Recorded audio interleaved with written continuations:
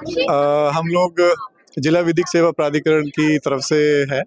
हमने यहाँ अपना पहले दिन से ही कैंप लगाया हुआ है और अगर मैं रूपरेखा बताऊं तो जिला विधिक सेवा प्राधिकरण के 2 खंड हैं। पहला खंड जिसमें हम वंचित वर्ग को फ्री में कानूनी सहायता और वकील मुहैया कराते हैं। वंचित वर्ग से प्राय है कि जो भी पिछड़े हैं, महिलाएं हैं, बच्चे हैं, विकलांग हैं, चाहे ट्रांसजेंडर्स हैं या बुजुर्ग हैं और या जिनकी सालाना आय 3 लाख से कम है और वो किसी भी कानूनी दांवपेच में पड़े हुए हैं और वकील नहीं कर सकते हैं, हम उनको फ्री में कानूनी सहायता और वकील मुहैया कराते हैं। दूसरा खंड है हमारा प्रचार और प्रसार। उस खंड में हम जो आम नागरिक हैं उनके अधिकारों के बारे में उनको बताते हैं। नागरिक से क्या प्राय है और अगर वो नागरिक हैं तो उनके क्या अधिकार हैं, क्या कर्तव्य हैं, उनसे हम लोगों को अवगत कराते हैं। कुछ अधिकार तो हमारे संविधान में निहित हैं, कुछ अधिकार हमारे अधिनियम के द्वारा सरकार हमें निहित करती है। तो उसके जो भी अधिकार या कर्तव्य हैं, हमने एक लिटरेचर बनाया हुआ है, पैम्फलेट्स हैं, बुकलेट्स हैं, उनकी प्रदर्शनी आज हम लोगों ने यहाँ स्टॉल पे लगाई हुई है।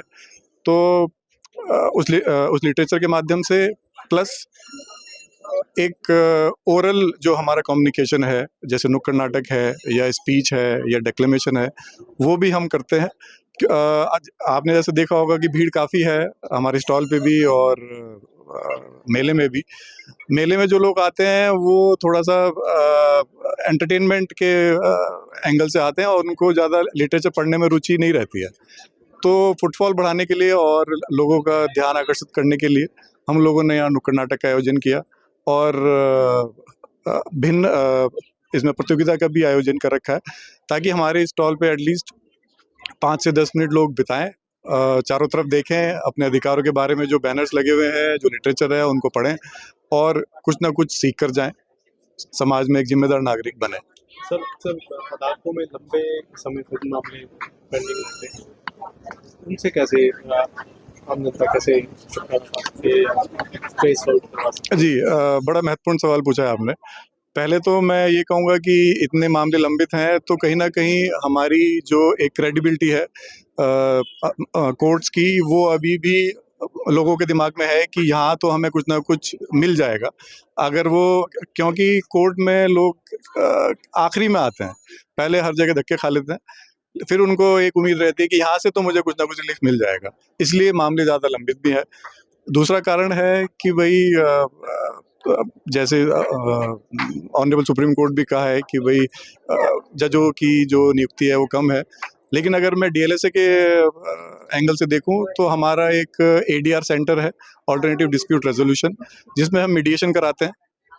कोशिश ये रहती है कि अदालत से जाने से पहले दोनों पार्टी को बुला के उनकी समस्या सुनी जाए और अगर उसका सरलता से और आपसी समझौते से, प्यार से निपटारा हो तो हम लोग उसमें वही उनका राजीनामा कराने की कोशिश करते हैं और कोशिश ये रहती है कि वो अदालत में ना जाएं और अपने प्यार से निपटारा करके केस का घर जाएं।